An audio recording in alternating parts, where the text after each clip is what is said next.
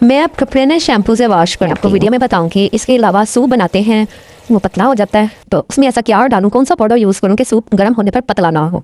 दूसरी बात ये है कि मैं अपने बैग में हमेशा ये इलायची और सौंफ रखती हूँ, लेकिन क्यों रखती हूँ लेकिन ये भी मैं वीडियो में बताऊँगी। और इसके अलावा जब कभी इन बॉटल्स को वॉश करती हूँ ना, तो अक्सर औकात क्या होता है कि इसमें या तो जंग लगा हुआ होता है या फिर इसकी जो अंदर से ना स्मेल आ रही होती है। तो इसकी स्मेल को कैसे दूर करना है, कैसे वॉश करना है, ये मैं आपको वीडियो में बताऊंगी। खाली माचिस की टिबिया हम फेंक देते हैं और फिर हम इससे क्या क्या काम ले सकते हैं, ये सारे सॉल्यूशन आज आपके साथ शेयर करने वाली हूँ। इसके अलावा जो एक और बात है वो ये है कि सर्फ जब कभी हम ऐसे ही डाल देते हैं ना मशीन में, तो वो मशीन कपड़ों में दाग धब्बे लग जाते हैं। लेकिन आज मैं आपको एक तरीका बताऊंगी कि जिससे आपके कपड़ों में दाग धब्बे भी नहीं लगेंगे, आपके कपड़े जो है वो सर्दियों में आप कितने आराम से वॉश कर सकते हैं, आपके हाथ ठंडे भी नहीं होंगे। और इसमें मैं कुछ ऐसी चीज़ें मिक्स करूँगी जिसकी वजह से ना आपके कपड़ों में सफ़ेद यूनिफॉर्म जो है ना उसमें एक शाइन आ जाएगी, उसमें एक चमक आ जाएगी। तो आप ये सब चीज़ें मैं आपके साथ शेयर करने जा रही हूँ। वीडियो को आपने फुल देखना है। सारी जो टिप्स एंड ट्रिक्स हैं वो सारी आप लोगों के लिए न्यू है, लेकिन अगर आपने स्किप की तो बहुत कुछ सीखने से रह जाएगा। तो अगर आप मेरे चैनल पर नए हैं तो आपसे गुजारिश है कि चैनल को सब्सक्राइब कर लें। इसी तरह की अच्छी अच्छी वीडियोस में लाती रहती हूँ। बिस्मिल्लाहिर्रहमानिर्रहीम, अस्सलाम वालेकुम। क्या हाल चाल है? होपफुली आप लोग ठीक ठाक होंगे। तो चले बढ़ते हैं। हमारे घरों में अक्सर जो है वो मेटल के बॉक्स डब्बे वगैरह आते रहते हैं और ये खाली हो जाते हैं। जो इनके लिड है ना, तो वो हमारे बहुत काम आते हैं। तो ये मेरा मेटल का लिड है, तो मैं इसको फेंकने वाली नहीं हूँ, बल्कि इसका मैं आपको एक बहुत बेहतरीन सा यूज़ बताती हूँ, वो भी किचन में। अक्सर हम गरम गरम पतीलियाँ शेल्फ काउंटर पर उतारते हैं तो रखने के लिए कोई जगह नहीं होती। ये सिलेंडर वगैरह की जो है ना वो कालक ना लग जाए या वैसे ही कोई प्लास्टिक वगैरह ख़राब ना हो जाए, तो आप ये नीचे रख दें तो आपका जो है ना काउंटर शेल्फ काउंटर ख़राब नहीं होगा। दूसरी टिप मेरे इसको लेकर है, ये खाली पाउंड्स की डिब्बियाँ। जब इनका बाइकआउट हुआ तो ये बहुत सारी डिब्बियाँ मेरे पास मौजूद थी, तो मैं इनका कैसे यूज़ करती हूँ वो मैं आपको बताने लगी हूँ। और इसके अलावा इसमें मैं क्या क्या रखती हूँ ये भी मैं आपको बताने लगी हूँ। ये अक्सर मेरे बैग में ये दो चीज़ें मौजूद होती हैं, एक तो ये सौंफ और दूसरे ये छोटी वाली सब्ज़ इलायची। इन दोनों चीज़ों से ना हम बहुत ज़्यादा जो है ना फ़ायदा उठा सकते हैं। सौंफ बहुत खुशबूदार होती है। अक्सर लोग सांस लेते हैं ना, उनकी सांस में स्मेल आती है बात करते हैं, तो वो ही अगर सौंफ को चबाएंगे ना थोड़ा थोड़ी देर बाद, दिन में 3-4 बार, तो उनकी सांस से खुशबू आएगी, स्मेल ख़त्म हो जाएगी। और दूसरी जो इलायची है, इलायची खाने से ना ब्लड प्रेशर जो होता है ना वो बिल्कुल नॉर्मल हो जाता है। आपके 3 से 5 दिनों में ना 3 सुबह और 3 शाम दाने खाएँ, आपका नॉर्मल हो जाएगा ब्लड प्रेशर। और इसको फिर आप बैग में रखें। बैग में रखने से भी मतलब कोई ज़्यादा ये स्पेस नहीं लेता, बहुत इसको आसान है कैरी करना। नेक्स्ट टिप देख लीजिए। इस तरह की हमारे घरों में मेटल की बोतल होती हैं, बहुत महंगी होती हैं, लेकिन थोड़े से यूज़ के बाद ना इनकी जो हालत है वो ख़राब होना शुरू होती है। इसके नीचे पेंदे में जंग लगना शुरू होता है। जंग का ये इलाज है कि आप इसमें ना नेल पॉलिश लेके ना उसका एक कोट कर दें। और दूसरे ये जब हम वॉश करते हैं इसमें स्मेल आती है। कभी कभार ऐसा भी होता है कि जो अंडों का कपड़ा होता है या अंडों का स्पंज होता है उससे भी वॉश होता है तो स्मेल आती है। तो आपने करना कि एक माचिस की तिरी लेके इसको जलाएं और इसके अंदर जो है ना डाल दें और फ़ौरन इसको जो है ना बंद कर दें। तो जो इसकी स्टीम है ना वो सारी जो है ना इसकी स्मेल को ख़त्म कर देगा। और जो इसको फिर दोबारा से नॉर्मल तरीके से वॉश कर लें तो ये आपका मसला जो है ना वो हल हो जाएगा। छोटी सी टिप है, ज़रूर ट्राई कीजिए। नेक्स्ट टिप देख लेते हैं, उसमें माचिस। अक्सर घरों में माचिस यूज़ करने के बाद जो इसका बॉक्स होता है वो फेंक दिया जाता है, लेकिन मैं इसको किसी न किसी इस्तेमाल में ले आती हूँ। इस बार जो मैंने इस्तेमाल किया ना वो बच्चों के लिए इस्तेमाल किया कि बच्चे जब कभी पेंसिल शॉर्प करते हैं ना स्कूल में, घर में, तो उसका कचरा इधर उधर फेंक देते हैं। तो आपने उनको भी बताना, उनका थोड़ा सा माइंड जो है क्रिएटिव करना है। इसमें सुराख करें और किसी भी हॉट ग्लू से ना इसका शॉर्पनर इसको अटैच कर दें और फिर आप बताएं उनको कि इसके अंदर शॉर्प करना है। तो वो जो कचरा है वो सारा इस माचिस की डिबिया के अंदर रहेगा और बच्चों को भी ना पता चलेगा कि हमने रबिश इधर उधर नहीं फेंकना। तो ये छोटी सी चीज़ है, बड़ी काम की चीज़ है। होपफुली आपको पसंद आएगी, आप लाइक ज़रूर कीजिएगा। अच्छा, हम जब सूप बनाते हैं ना तो सूप बनाते टाइम हम सब्जियों को कभी चॉप कर लेते हैं, कभी लंबाई में कट कर लेते हैं, लेकिन जो लंबाई में कट करते हैं ना उसे कहते हैं ज्यूलियन कटिंग।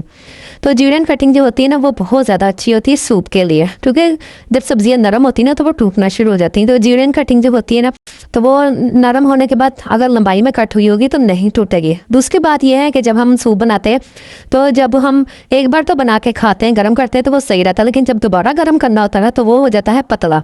तो उसको पतला ना हो तो हमने क्या करना है कि हमने जो कॉर्नफ्लोर हम इसमें मिक्स करके डालते हैं ना उसमें 2 चम्मच, छोटा 2 चम्मच जो होता है ना वो आटे के भी इसे मिक्स कर दें। तो इससे जो हो ना जब आप दोबारा गर्म करेंगे तो वो पतला नहीं होगा बल्कि बहुत अच्छा रहेगा। मशीन से कपड़े निकालते ही ना डर लगने लगते हैं जैसे इनका रंग ही उड़ गया हो, तो ये गलती आप भी कर रही हैं। वॉशिंग मशीन में वॉशिंग पाउडर ایسے فائبر کپڑوں میں چپک جاتا ہے، نہ رنگ رہتا ہے نہ جان رہتی ہے اس میں، اور ہر دھلائی کے بعد جو کپڑے ہیں وہ پرانے لگنا شروع ہو جاتے ہیں۔ تو آج میں آپ کو ایک طریقہ بتانے لگی جس سے آپ کے کپڑے خراب نہیں ہوں گے، بے رنگ نہیں ہوں گے، بے جان نہیں ہوں گے۔ سب سے پہلی بات ہے، میں کپڑوں میں شیمپو ضرور ڈالتی ہوں اگر فیبرک کنڈیشنر نہ ہو۔ اس سے کپڑوں میں جان بھی آتی ہے، چمک بھی آتی ہے اور خوشبو بھی آتی ہے۔ اور جو دوسرا نیکسٹ پروسیجر ہے نا، جب کبھی میں کپڑے واش کرتی ہوں نا تو پانی گرم ضرور کرتی ہوں۔ سردی میں کیونکہ کپڑے واش کرنے کا دل نہیں چاہتا، جن گھروں میں گیزر نہیں ہوتے تو ان کے لیے یہ بڑا پرابلم ہوتا ہے کہ ٹھنڈے ٹھنڈے پانی میں ہاتھ ڈالنا پھر کپڑے دھونا۔ تو اس کے لیے پانی کو گرم کر لیا کریں کسی پتیلے میں یا کسی بھی، آپ اس میں ایک بڑی چیز میں، وہ بھی صاف ہو جاتا ہے اور پانی بھی گرم ہو جاتا ہے اور سردی بھی نہیں لگتی ہاتھوں کو۔ تو اس کے بعد جو کام میں کرتی ہوں نا، کبھی بھی ڈائریکٹ کپڑوں میں واشنگ پاؤڈر نہیں ڈالتی۔ اس کے لیے میں ایک سولوشن تیار کرتی ہوں، پھر جا کے میں کپڑے واش کرتی ہوں۔ سب سے پہلے تو میں کیا کرتی ہوں، اچھا میرے گھر میں جتنے کپڑے ہیں نا، میں اتنا سولوشن ریڈی کر رہی ہوں۔ آپ کو پتا ہوگا کہ آپ کے گھر کے کپڑے زیادہ ہیں یا کم ہیں، تو اتنا آپ نے پاؤڈر لینا ہے، ڈٹرجنٹ پاؤڈر۔ تو میں نے یہاں پہ 3 چمچ پاؤڈر لیا ہے سرف کا۔ اس کے بعد میں سفید کپڑے، کیونکہ میں نے سب سے پہلے واش کرنے ہوتے ہیں، تو اب میں یہ 2 حصوں میں ڈیوائڈ کر دوں گی۔ ایک طریقہ میں ابھی آپ کو یہ بتا رہی ہوں، دوسرا طریقہ میں آپ کو بعد میں بتاتی ہوں۔ آدھے پاؤڈر میں نا میں نے تھوڑا سا نیل ایڈ کر دینا ہے۔ نیل اس لیے ایڈ کرنا ہے کیونکہ میں نے سفید کپڑے دھونے ہیں، تو وہ سفید کپڑے جو ہوتے ہیں وہ پیلے ہو چکے ہوتے ہیں۔ ان کی پلاہٹ دور کرنے کے لیے ان کو، کیونکہ آپ بلیچ بالکل بھی نہیں یوز کرتی، اور آپ بھی نہ کیا کریں، بلیچ سے نا کپڑوں میں جان نہیں رہتی، وہ ان کے جو ریشے ہیں وہ کچے ہو جاتے ہیں، وہ کپڑا کمزور ہو جاتا ہے۔ اس لیے میں بلیچ تو یوز نہیں کرتی، اس لیے میں صرف میں نیل ملا دیتی ہوں۔ تو نیل ملانے کے بعد میں اس میں سرکہ ملاتی ہوں، 1 چمچ نمک ملاتی ہوں، اور آدھا چمچ، یا اپنے کپڑوں کے حساب سے، جس کے کپڑے اگر زیادہ میلے تو 1 چمچ بھر کے نا میں بیکنگ سوڈا ملا دیتی ہوں۔ اس سے یہ ہوتا ہے کہ سولوشن سا ریڈی ہو جاتا ہے، اور اس کے بعد میں ڈائریکٹ نہیں استعمال کرتی۔ میں نے لی ہے یہاں پہ ایک جراب، ساکس کہتے ہیں، تو اس میں اس کو بھر دیتی ہوں، تاکہ یہ جو اس میں نا کچھ پارٹیکلز ایسے ہوتے ہیں نا جو کپڑوں میں جم جاتے ہیں، تو جس کی وجہ سے کپڑوں میں نشانات رہ جاتے ہیں، کپڑے گندے گندے، میلے میلے اور دھندلے سے لگتے ہیں۔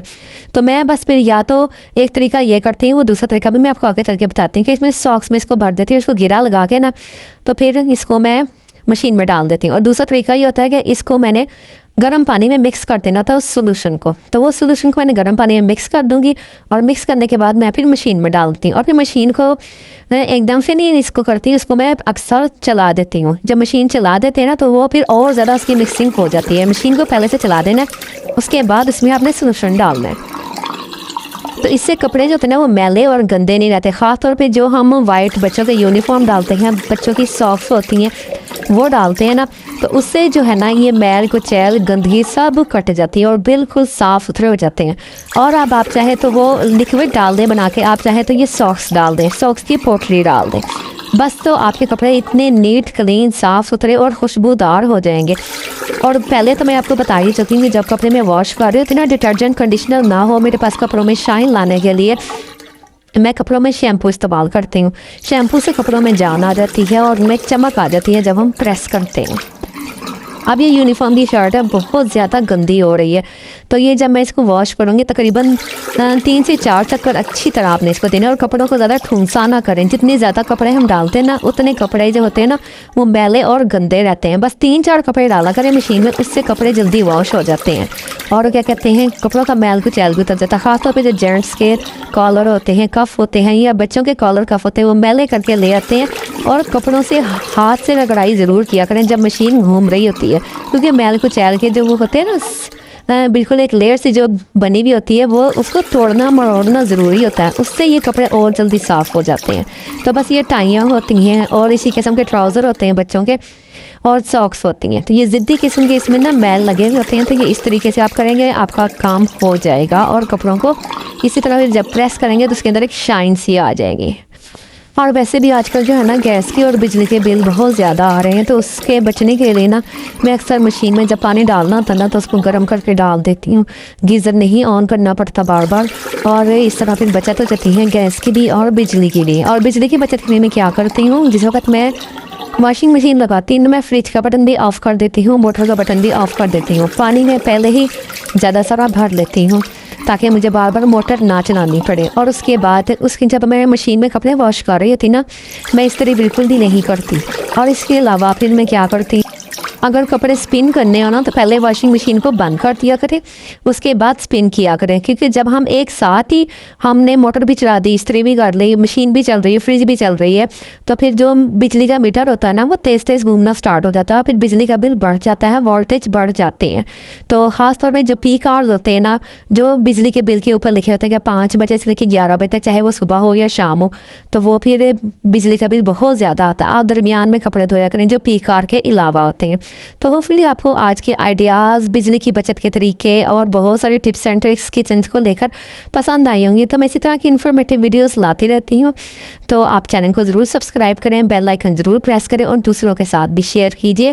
تو انشاءاللہ پھر ملیں گے اسی طرح کی اچھی ویڈیوز میں. اللہ حافظ.